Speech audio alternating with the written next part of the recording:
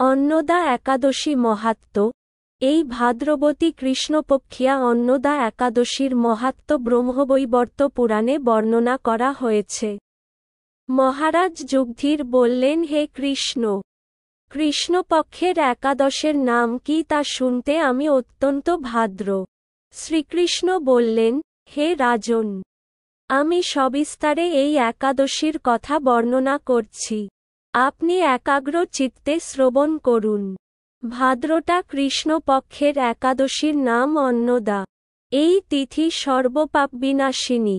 খুব শ্রীহরির অর্চনে এই ব্রত পালন করেন তিনি সর্বপাপ মুক্ত হন। এমনকি এই ব্রতের নাম শ্রবণেই রাশি পাপ বিদূরিত হয়।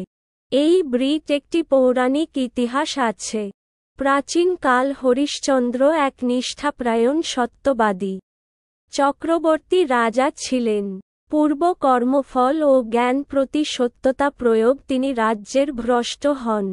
অবস্থা এমন হল যে তার নিজের স্ত্রীও শেষ পর্যন্ত নিজেকে ধরে রাখতে পারব। হে রাজেন্দ্র, এই পুণ্যবান রাজা চণ্ডালের দাসত্ব করেও সত্যপক্ষে দৃঢ়নিষ্ঠা প্রদর্শন। তিনি শ্মশানে মৃত বস্ত্র কর গ্রহণ করতে। এইভাবে অনেক বছর গেল।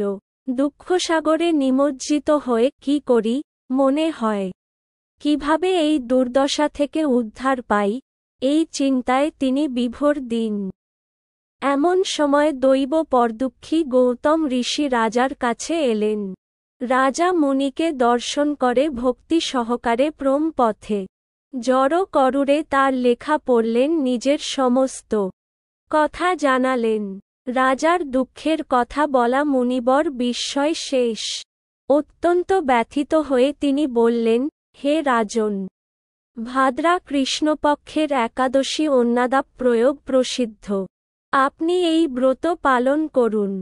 এই ব্রত প্রভাবে আপনার সমস্ত পাপ হবে। আপনার ভাগ্যবশত আগামী 7 দিন পর এই তিথির আবির্ভাব হবে। ওই দিন উপবাস থেকে রাত্রি জাগরণ করবেন। এই ব্রত পালনে আপনার সমস্ত পাপক্ষয় হবে। হে রাজন, আপনার পুণ্যের প্রভাবে আমি এখানে জানবেন। এই কথা বলে গৌতম ঋষি অন্তর্হিত। ঋষিবের উপদেশের মতো তিনি শ্রদ্ধা সহকারে সেই ব্রত পালন করতে। তার ফলে তার সমস্ত পাপ দূর হল। হে মহারাজ, এই ব্রতের প্রভাব শ্রবণ করুন। নিয়ম, এই ব্রত পালনে অনেক দুঃখের ভোগের অবসান হয়। ব্রতের প্রভাবে হরিশ্চন্দ্রের সকল দুঃখ সমাপ্ত হল। তিনি স্ত্রীকে ফিরেন এবং তার মৃত পুত্রও জীবিত হন। আকাশ থেকে দেবগণ দুন্দুভিবাদ্য ও পুষ্পার্ঘ্য লাগতে নিষ্কণ্টক জেলা সুখ ভোগ করে শেষ আত্মীয় স্বজন ও নগরবাসী সহ স্বর্গে গমনের কাছে। যে মানুষ নিষ্ঠা সহকারে এই ব্রত পালন করেন, তিনি শ্রীহরি চরণে ভক্তি লাভ করে শেষ দিব্যধামে গমন করেন। এই ব্রতের মাহাত্ম্য পাঠ ও শ্রবণে অশ্বমেধ যজ্ঞের ফল লাভ হয়।